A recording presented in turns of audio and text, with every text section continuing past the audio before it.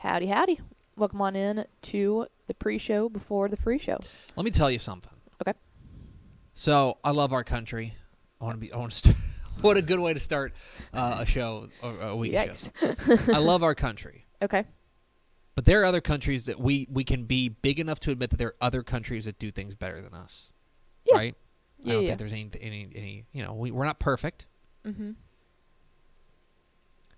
The fact that a lot of other countries get Easter Monday off, and here we are working like schmoes, disappointing. There's soccer has been on since 7 a.m. because today's like a big day yeah. for soccer. Yeah. I'm still there's even within our own country, there are cities that do better than we do, or geographic locations. Oh, yeah. Why do we not do Crudo Monday? Why do we not have the Monday after the Super Bowl? Why don't we get off? Patriots Day? Patriots Day is coming up. That's when they run the Boston Marathon. We didn't even get Good Friday off. I mean, you took Good Friday off. I did. You were just like... Because I love Jesus. Darn it. Well, okay. Did you go to church? Online. I went. Online. I watched the... oh, okay. My back home church does an online thing I can watch. So we went to church. Mm-hmm. We went to Mass. Catholics back on top. And Easter's big day, right? Mm-hmm. He's risen. So we sat in the courtyard. I saw for that. a couple of reasons. One, we got 2 kids with us. It's easier to contain them, stuff like that. Or if they want to wander, it's just easier to let them wander. Yeah. Stuff like that. And then there's just a ton of people sitting out there, and they've got 2 big screens outside that you can listen to Mass, right? Yeah, it's fine. They Nice. come out, they do communion, all that fun stuff. 2/3 of the way through Mass, and it's a long Mass. Okay, This one took an hour and a half. Oh yeah. Come on, we gotta tighten that up. Yep. The TVs go out. Oh, and no. the speakers go out. Oh, goodness. And so we're all just kind of standing there what? So I was like, I'm going to grab my phone and I'm going to see if the live stream's going. The live stream was out too because it's the same feed. Yeah. So there was 10 minutes where we were we don't know. Oh, we know man. where, because for those who don't know, Catholic Masses are exactly the same, basically. They follow the same rhythm. But it did eventually come back on. But there was about 10 minutes where we were just do we leave? From a person that runs a live streaming company, basically, that's a night. That would be freak out. That would be like us doing the state championships and it going out. That's the Super Bowl Sunday of religion. It is. It's that and or Christianity. Christmas, right? Yeah, exactly. I did see our friend Paige Schnorbach in Mass. Oh, nice. I was the Hartleys were kind of, since I wasn't able to get back home with my family, the Hartleys were kind enough to invite me over, and let me tell you, the Hartleys do Easter right. Really? Yeah, it was awesome. Boy, I guess we just don't. It was fantastic. The Easter Bunny showed up and he had baskets for the boys. Mallory did her grandma made her do the egg hunt, which was just that's great. And she goes, "You're lucky I didn't know you were coming until today, or I would have had a basket for you." So I have video of Mallory doing her Easter egg hunt. What? It was Do we have fantastic. that in the system? I don't. Can we have it for Final I can Thoughts? do it tomorrow. Yeah. Probably not. Never mind. Maybe for tomorrow. Maybe for Tune in tomorrow. Okay. You are pretty sportsy. I like sports. Yeah, you've told me on multiple occasions, I like sports and I don't care who knows. Correct. That's what you say. Mm-hmm. It's like a modus operandi for you. Yeah. And it was a big sports weekend. Huge. Sports weekend. Rangers were in Chicago. That's the most notable. Stars played Vegas. Mm-hmm. That was actually notable that the Stars played Vegas. There was a Spurs-Mavs game with neither team trying to win, which is remarkable. And an investigation going into the Mavs now. And the Mavs actively trying to lose. But the biggest sporting event this weekend, I think we all can agree, happened Thursday evening. Correct. Because you and Mallory took in... Go Bananas! Some Bananas baseball, some banana ball. Some banana ball. I like it. Some signs. The Go Hank Go sign is now hanging up in his closet. Let's go. So you came out and you watched T-ball. Mm-hmm. What did you think? It was fantastic. One, shout out to Mallory for having good handwriting. So those are great signs. She traced it, or she wrote it with a pencil and never once erased anything and then traced over it. I helped her a little bit with the banana. I did the number 1 in the baseball though. I told her, I was like, hey, I can handle the baseball. So please admire the baseball. Great baseball. Thank the you. banana's great. It was fantastic. Coach Bananas was Uh-huh. the MVP because he took a bat to the shin. He did. So that was scary. But no, Hank and his best friend, Rion. Rion, they were very fun to watch. The whole team was fun to watch. There is one kid on the team that is substantially better than everyone else. Yeah. But I'm not going to call him out, but yeah, yeah. but everybody else had a really good showing, and Hank, I feel like, thoroughly enjoyed his sign because every time he was running to home base, he was making sure that we were holding up the signs. Oh yeah. It was fantastic. He felt like the man of the hour. He should. We tried to make it be that was, way. It was very exciting for him to have and he also did not know you were coming. No, he had no idea, which is funny because we walk up and we were holding the signs out. So he sees his name on a sign, and I have a baseball cap on, and I'm kind of just like this strange lady walking up with a Go Hank Go sign. And then once he got done admiring the signs, then he finally looked up at our faces, and that's when he was like, "Oh, it's Ashley Pickle." Ashley Pickle. And so yeah, it was genuinely a blast. Yeah. The Bananas they're fantastic. Yeah. Got the We win. had a good time. Got the win. Mm-hmm. To be clear, they don't keep score. They do not. But they got the win. And yeah, it was a good time. Yeah. Thanks for coming out. Oh. It made his day. We genuinely had a good time. Yeah. So you're welcome anytime. I mean, season ticket packages are available. I was gonna say you were not kidding about the snacks. The snack game is Holy crazy. Cow. There was like these, like the little squeezy packs of applesauce that are all the brave. It was like chia seeds. Oh yeah. I was like, this is healthier than I eat. No, and the other thing, like I mentioned, they get like a birthday, but it's basically a birthday party goodie bag. Yes. At the end of every game. Yeah, It's and the mom nuts. that did it that time did it awesomely, and she did she made the brown paper sack look like bunnies. It was next level. I was like, Saturday oh, is our Lord. snack day. So Jen- my wife is I was just feeling gonna the say, pressure. Tep wife was sweating a little bit when she saw the bunny She is bags. feeling the pressure. So anyway, it was a fun weekend of sports. Yes. Hit the theme expo. Pickle. Hit the arrow sign.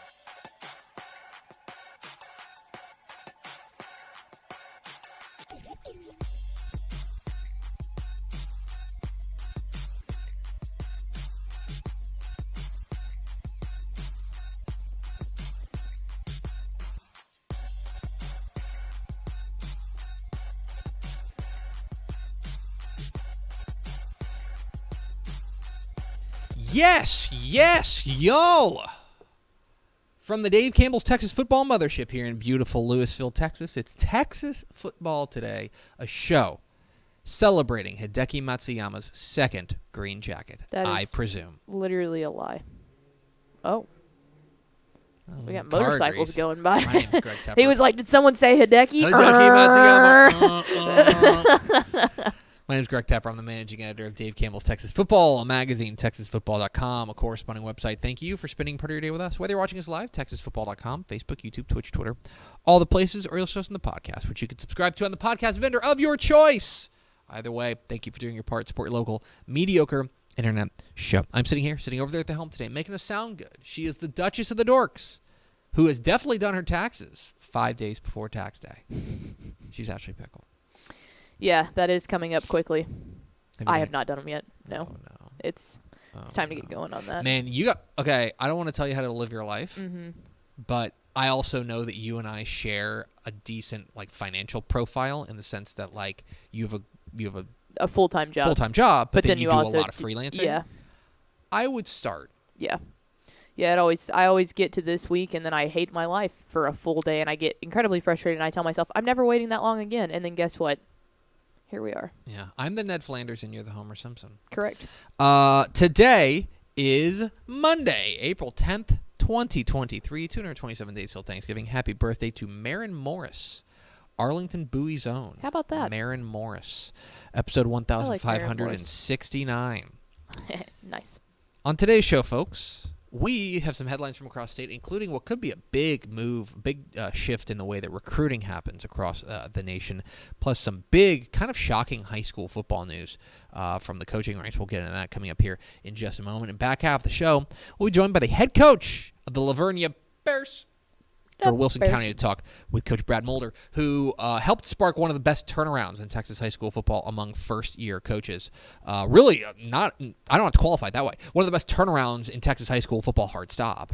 They went from 2-9 to 9-3 in his first year there with the Bears. So we will talk with Brad Mulder coming up here at the back half of the program. Do we have first four through the door? We sure do. It was Nick Morton, Zill 0678. Yes. Ed McElroy, and Aaron Arbuckle coming in with an all-caps yeet. That's a good way to start a Monday. Welcome in, fellas, lady fellas, robot friends. No yeeting zone. Yes, all of the yeets. None of the yeets. All right, Ashley. Let's start the week of programming with some headlines from across the state. Chong chong. And let's talk first and foremost about a story you can find on TexasFootball.com from Greg Powers, our recruiting analyst here at Dave Campbell's Texas Football. And so the NCAA is recommending the D1 football oversight committee, not just the NCAA. They're recommending a new comprehensive recruiting model for the sport. They want to go and clean up some things in the way that recruiting is done, and they want to change some things. They're scheduled to meet April 12th through 13th, so this week. And I'm not going to ask you to read through the entire proposal. What I will ask you to do is, so basically they're going to modify the FBS and the FCS recruiting calendars. And what they are going to do is there's a few different things they want to do. First and foremost is they want to adjust the first date to send recruiting materials, electronic phone calls, permit in-person off-campus contacts with high school juniors, reduce off-campus recruiting activities, and in FCS modify on-campus evaluations. That's a lot of mumbo-jumbo. So we asked Greg Powers, our recruiting analyst, who swims in this soup, right, who lives this whole thing. He is the translator of the mumbo jumbo. Right. I was like, what are the takeaways? What is actually being proposed here? And he said that there's basically three big takeaways for this. Okay. First of all, and he said the biggest one is that the initial contact period for underclassmen will no longer be September 1st for the junior year, but instead be June 15th of the sophomore year. So what that means, right now, if you are, let's say that you are a star wide receiver at Llano High School, as you do, and you are finishing up your sophomore year. You just finished up an all-state sophomore year. You cannot be contacted by an FBS program in any sort of official capacity until September 1st. Until September 1st. Of the until following your junior season. Yeah. Until your junior season. Right? Until your junior year starts. What this is going to do is say, no, you can have the summer. Yep. June 15th is when I, a recruiting guy from North Texas, can come to you and say, hey, let me tell you all about North Texas. So that is a big shift.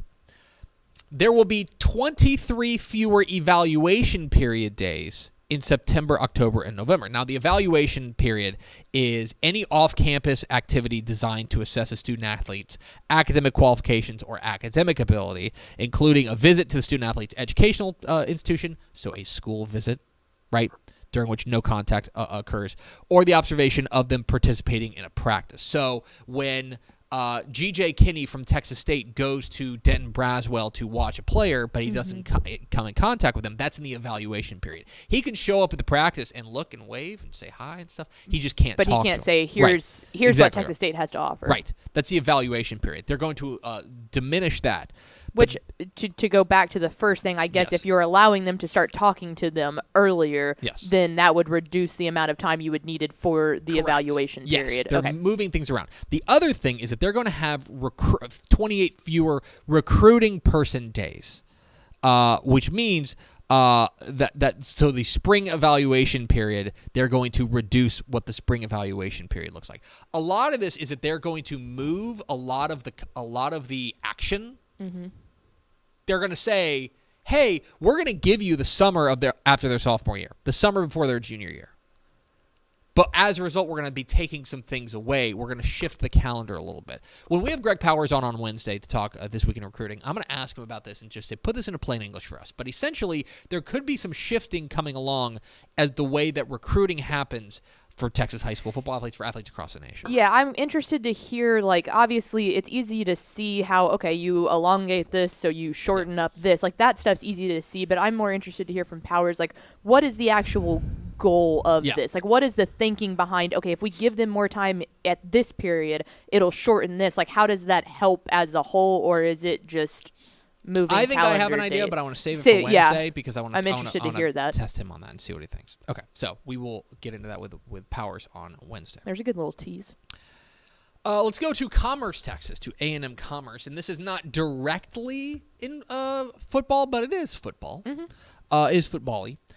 You may remember our friend Tim McMurray, the former athletic director of A&M Commerce. He recently resigned? He's working with another, like, sports adjacent company, but it's relaxed. It's not taking care of an entire athletic department. That's right. I think, he stepped away from his position there as the athletic director there at A&M Commerce. He announces he will be departing. He departed last June. They have made a hire. Jim Curry is going to be the new athletic director at A&M Commerce. He is He's coming from Florida State, where he was their associate athletics director. He oversaw football, women's basketball, women's soccer, and men's and women's tennis. So he is you work at athletic departments. I mean this in a nice way. Everyone's an associate athletic director. Correct. There's just a million of them. Yes. But if you're talking about a guy who, as far as being in the nitty-gritty, if you're in charge of football, women's basketball, women's soccer, and the tennis programs, you have got your hands full. Yes. Especially on the football side there at Florida State. So this is a guy who, he's coming in with a pretty heavy resume. He's going to be involved specifically with, if you're interested, TexasBasketball.com has more about this. A&M Commerce is looking for a women's basketball coach after Jason Burton left to go to North Texas. So well, and we talked about this a little bit on WTF, Mallory and I did, but the fact that someone coming in who has had that level of experience for that long at a very notable D1 program, that'll help, because they're still in that transition period over into D1 kind of. That experience is invaluable. And I'll throw one other thing out there. If you take a look at Jim Curry's resume. He was apparently, reportedly, I'm reading, like deeply involved and arguably the tip of the spear when it came to Florida State's NIL initiative. Yes. And their comprehensive NIL program. So if you are talking about a guy who is up to date on the way that athletic departments operate in the year of our Lord 2023, Jim Curry is as up to speed as you can if he was running or at least heavily involved in the NIL operations of a major, an ACC, organization. Right, which is why I like that they hired someone that technically has not been an athletic director before, because those guys tend to be a little bit more on the ground, like you said, with that kind of stuff. So it made it for an easy transition over. So A&M Commerce has their new athletic director. Let's talk about the Lone Star Conference. It's been an off season for the Lone Star Conference. This is wild. So the Lone Star Conference, you may remember, they had an agreement with the Great Northwest Athletic Conference, where basically they are the Lone Star Conference and the GNAC kind of combined to play one another to essentially give them a full conference and to allow them to have, basically be eligible for the D2 playoffs, right? That's kind of the whole goal of it, is we need to have enough teams to make us eligible for the D2 playoffs. So they came up with the schedule. They announced their schedule. Everything's fine. They've settled things after kind of things have gone a little cattywampus. Right. Then we go to Lone Star Conference Media Days, and everything seems like it's pretty set in stone. Exactly.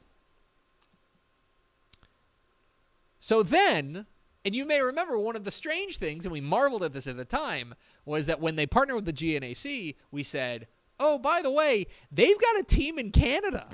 Simon Fraser up there in outside of Vancouver, kind of right across the border of Washington and Canada.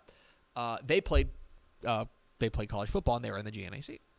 So you will have to imagine everyone's surprise when last week Simon Fraser discontinued their football program. Crazy.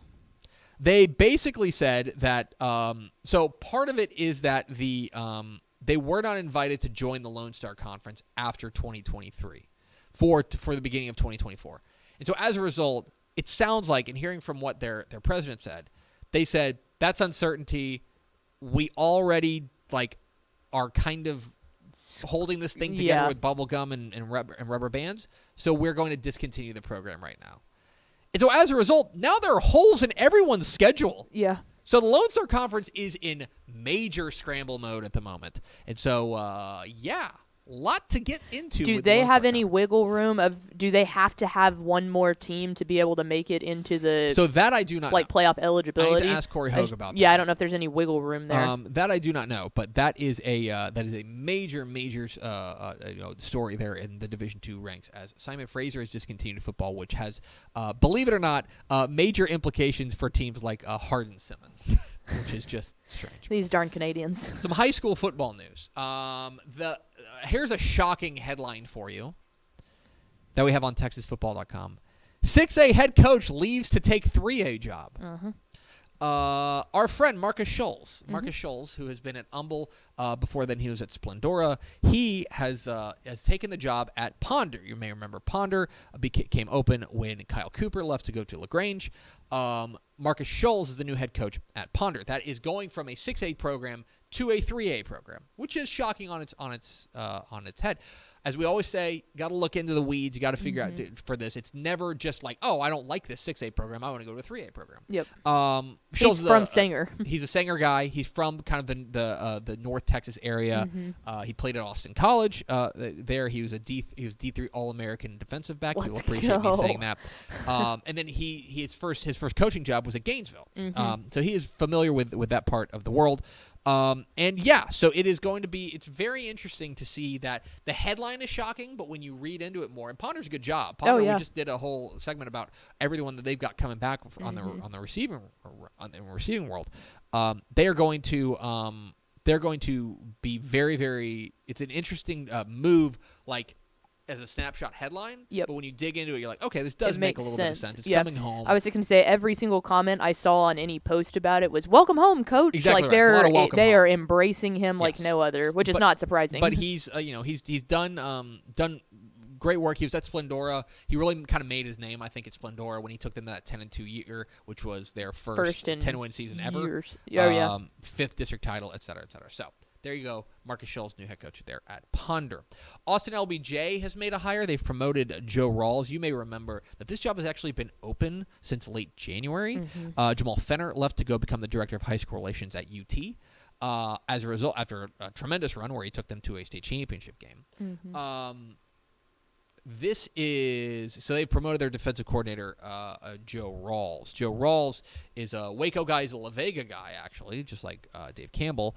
He's been their defensive coordinator for the last 2 seasons.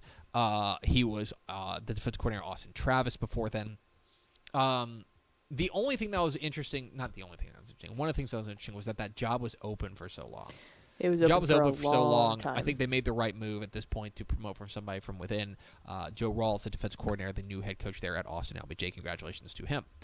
New Caney. You may remember New Caney is open after Travis Reeve left to go take over at El Campo. They have found their new head coach, and it is a familiar name, at least to us. Coppell Cowboys. Former Coppell coach Mike DeWitt is the new head coach there at New Caney. He's most recently at McKinney Boyd, where he was their linebackers coach and special teams coordinator, but he's probably best known for the time he spent 13 years there at Coppell. He was head coach for 8 years, 5 years as defensive coordinator under Joe McBride. Has a couple of 10-win seasons under his belt there. So he's a guy who's established there, a guy who knows what he's doing, and a defensive guy. So that is going to be something to keep an eye on there at New Caney, what they're able to do. But he is a guy who knows his way around the football world and the Texas high school football world. He's no stranger to the headset. And so Mike DeWitt is going to be the new head coach there at New Caney. Nacogdoches has made a hire. You remember Darren Allman took a different role within Nacogdoches ISD. They have made, I think, a perfect example of like a hire that makes me and Matt Stepp and like 3 other people go, ooh, that's a really good hire. And everyone else is like, huh? Yep. Nacogdoches has hired Poteet head coach Darby House. This is a good Not kid. Mesquite Poteet coach. Poteet, the Aggies of Poteet. The actual high school. But this is a guy who I would we categorize on TexasFootball.com as a rising star, and I think that's the best way to do it. He was on the Dave Campbell's 40 under 40 in 2022. He was the last 5 years. He's been at Poteet. Back in when he got his first head coaching job at the age of 27, when he was a head coach at Somerville, there in the Bryan College Station area. He was an assistant at Beeville Jones and Somerville. But this was a guy who gradually made a ton of progress there at Poteet and did fantastic work. They went 10-2 in 2021, earned their first playoff victory since 1958. Did unbelievable work there at Poteet. This is a really super savvy. This is one of those hipster hires that I'm like, yeah, that's a really good hire from Nacogdoches. So keep an eye on that. Nacogdoches made a hire. Poteet is now open as Darby House is going to be the next head coach of the Dragons of Nacogdoches. Finally, we talked about Taylor. The Taylor Ducks have been looking for a head coach after Brandon Houston took a new role within Taylor ISD. After being the head coach for 2 years. They have promoted their defensive coordinator, Irvin Flowers, to be their next head coach. And he was on staff with Brandon Houston. They, of course, went 0-20. He took over a program that was 0 for their last 20 and led them to the playoffs. He is a guy who is from Temple, and then he went on to play at Kentucky, where he was a team captain for them and a 3-year starter. He came back to Texas. He bounced around a little bit in the Central Texas area. Now he's going to be the next head coach there at Taylor. So congratulations to him, Irvin Flowers, the next head coach there at Taylor. That is – go ahead. I was going to say, I really like this one, too, because we talk about at this point in the year a ton of if a head coach is to leave, the likelihood of someone getting promoted is really high. Yeah. But I like this one because Brandon Houston really turned around that Taylor Ducks program. And so this is a guy that has been there every step of the way, seeing, here's what started working. Let's just continue doing that. That's perfect. I think it was a great hire. That's exactly right. And like the trajectory of the program is pointed very clearly in the right way. Of what started working. So don't tear it down at that point. It makes a lot of sense. So Irvin Flowers, the new head coach there at Taylor. That's all the news that's fit to print. Go to TexasFootball.com for more. We're Texas Football Today. We're here every weekday at noon on TexasFootball.com, talking football in the Lone Star State. You can follow us on Twitter at DCTF, like us on Facebook, Facebook.com/Dave Campbell's. Follow us on Instagram, Instagram.com/Dave Campbell's. And, of course, see us at TexasFootball.com. Now, let's pay some bills. Born and bred in Texas hits a little different, as it should. Texas loves doing business with fellow Texans. VCR Now takes its Texas roots as seriously as its many partnerships with schools and universities around the state. It's also why we're so proud to promote our brand in the pages of the Texas Bible, Dave Campbell's Texas Football, and on the airwaves of Texas Football Today. Driven by producing quality broadcast video, state-of-the-art audio, and LED video scoreboards at affordable prices, VCR Now makes sure to listen to your needs in its athletic department before recommending the next best steps. Building great products is our business, and it's our focus on building meaningful, long-term partnerships with our clients that sets us apart.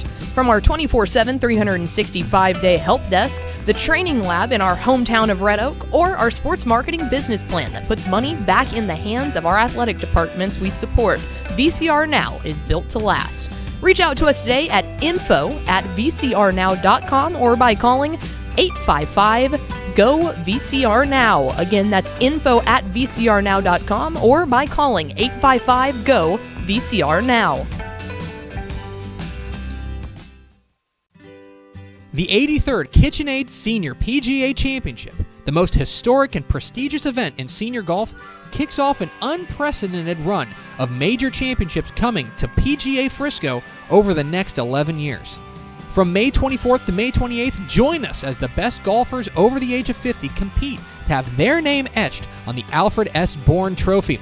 Past senior PGA champions have included true legends of the game like Sarazen, Snead, Palmer, Nicklaus, Player, and Watson.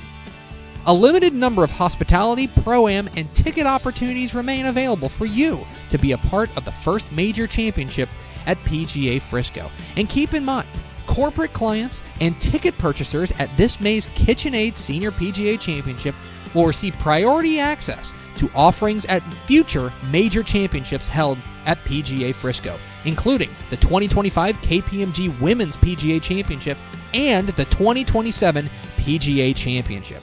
Visit srpga.com for more information. Pickle, let's go to the hotline.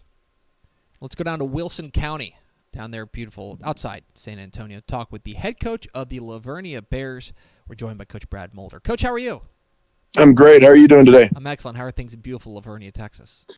They are awesome. Getting better every day. I have to imagine that there's, even though, there's not a ton of room for improvement, considering what you guys were able to do last year. You're a guy who took over a Vernia team, inherited a program that had gone 2-9 in 2021, and all you did was add 7 wins to the total there and go 9-3. You're one of, I think, 6 coaches, first-year coaches, to improve their team by 7 or more wins in their first season. I'll just ask the dumb question: how'd you do that, Coach? It was, honestly, it was about, I think, a change in culture overall. I learned a long time ago from some of the best in the business, from D.W. Rutledge and Jim Rackley at Judson. That's kind of where I cut my teeth, and that's the things I believe in, is the things that they instituted way back when. But, honestly, it was putting a good staff together, and then inherited a really good group of kids. They were very young, and they played very young in 2021.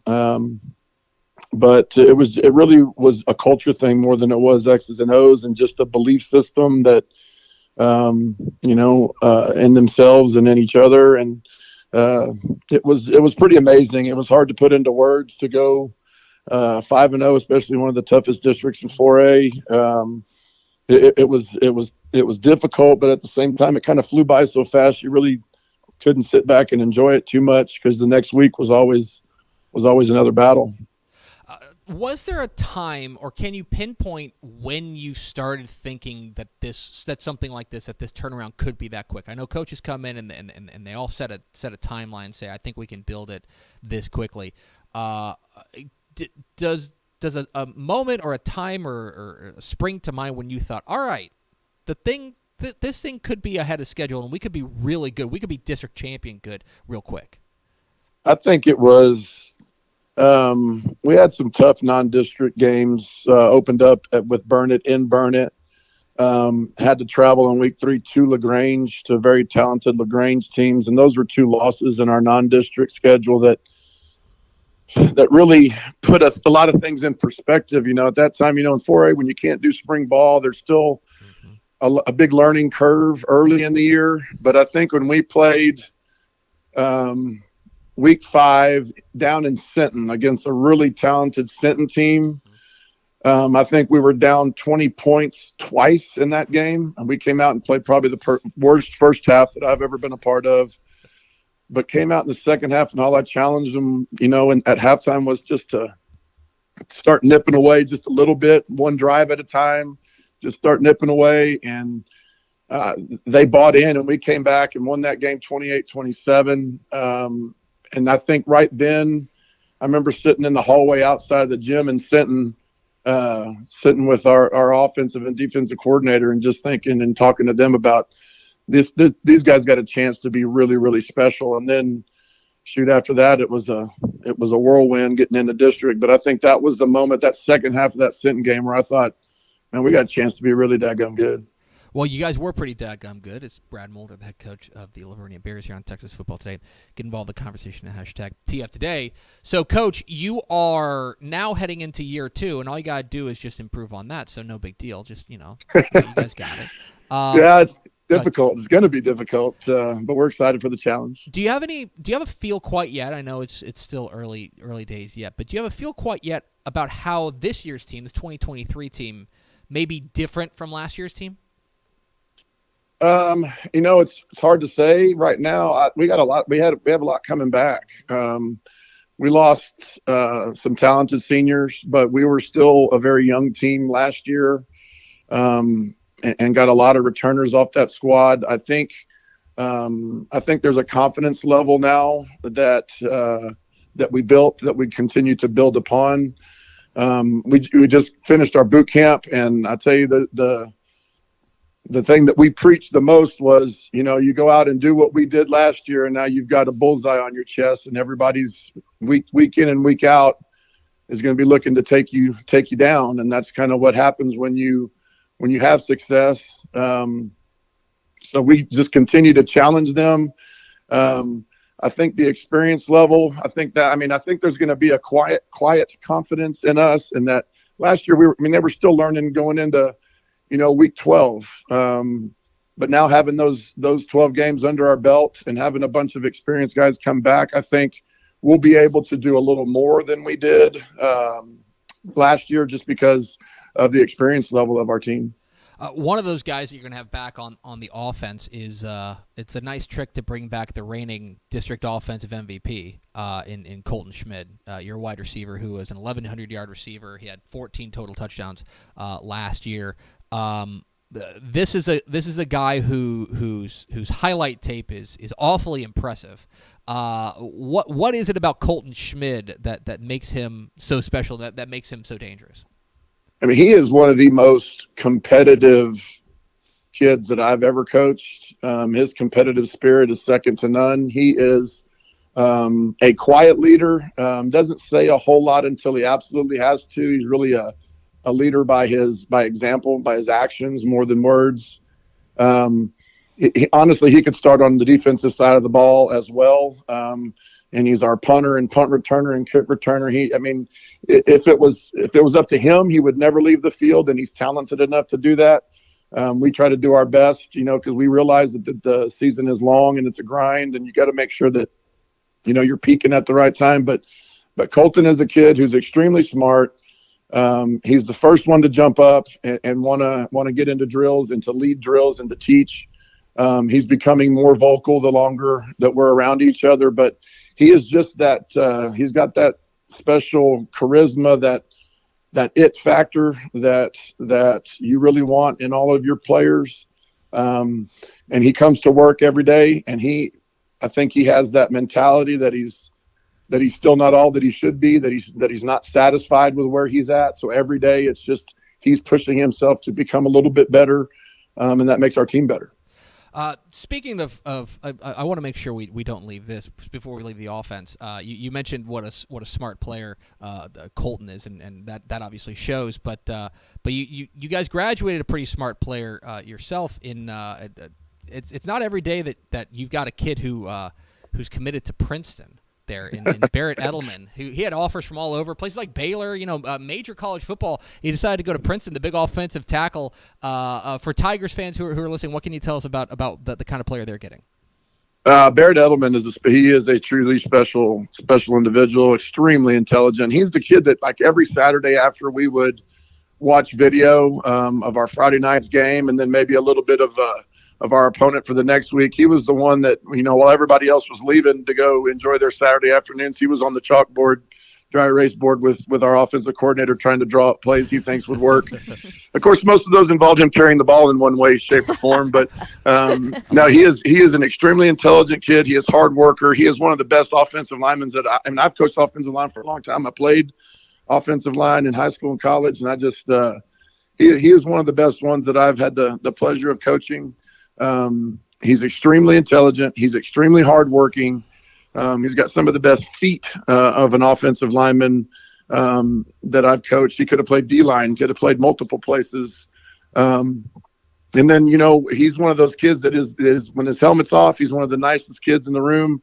But once the helmet comes on, he really changes his mentality. And when he hits the field, he is a physical, big, strong kid who I think's got a bright future ahead of him. Did you ever let him carry the ball? We had a few things in practice every once in a while. It never flourished. Never came to fruition in a game, but we had a couple of wrinkles in there for him. Yeah. On the other side, the defense was such a huge improvement for last year. 2021, you guys, Vernia gave up about 34 points a game last year, right around 19 points a game. And it's hard not to notice what you were getting from your soon-to-be senior safety, Cash Cassis, who is an all-district guy. How much was Cash an important part of that defense, and what do you kind of foresee for the defense heading into 2023? Well, that was one of the big talks we had as a staff last spring. Was he was a corner in his freshman and sophomore years, but he was extremely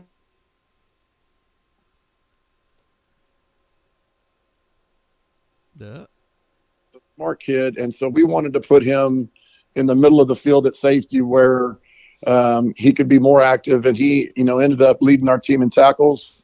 We talked about it the other day. Somerset did some things to us in that week 2 of the playoffs, that downhill toss play, but he was meeting things at the line of scrimmage from the safety position, all over the field, led our team in tackles and interceptions. He's extremely smart. His football IQ is through the roof. He was the guy in charge of getting everybody else in that secondary lined up. And honestly, he's one of the better running backs that we have also. But again, it was one of those things we were trying to find that fine line between giving him the touches on offense that he needs, at the same time keeping him healthy, because we knew that he was the heartbeat of our defense for sure.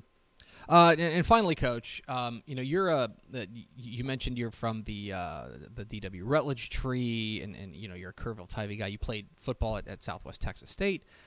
You're a big guy. I hope you don't mind me saying that. You're a large fella, but I want to know what the difference between Coach Mulder and Grandpa Brad is like. Are those two just completely different people? I think, I don't know. I think there's a lot of similarities. My grandson calls me Big Papa, so that's kind of a fun deal for us. But I mean, Coach Rutledge and Coach Rackley taught me that if there's not a love factor, and the kids don't genuinely know that you care for them and love them, that they're not, that they don't get the buy-in that you need. Well, I mean, that's the same love that I have for my own kids. I got to coach my stepson, when he was playing at Judson and then over at Clemens. So there are similarities, but there are some times where I got to take the coaching hat off a little bit and back up and just be grandpa. So that is something that I'm still learning, but it's definitely a fun journey. Yeah, absolutely. He's Brad Boulder. He's the head coach of the Vernia Bears. Coach, we sure appreciate your time. Congratulations again on a fantastic 2022 season, and best of luck moving forward. Thank you very much. Thanks for having me on. I appreciate it. Absolutely. There he goes, Brad Mulder, head coach of the Vernia Bears. Join us here, Texas Football Today.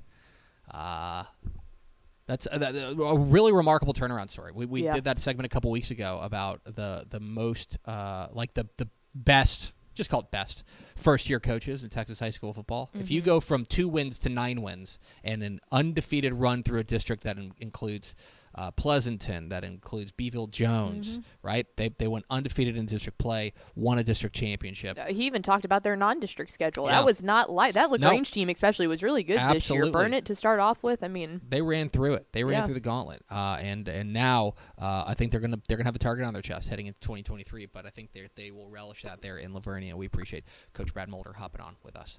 Let's go over to Ashley Pickle for America's second favorite segment. Final thoughts. I want to point back to an interview that we had on WTF this past week. What a shill. Well, it's because it might sound weird to hype this up, but we had on Baylor Scott and White program director for their concussion program, Dr. Erin Reynolds. She is the story of how she got to be there and how they basically just designed a position for her is really wild to hear about.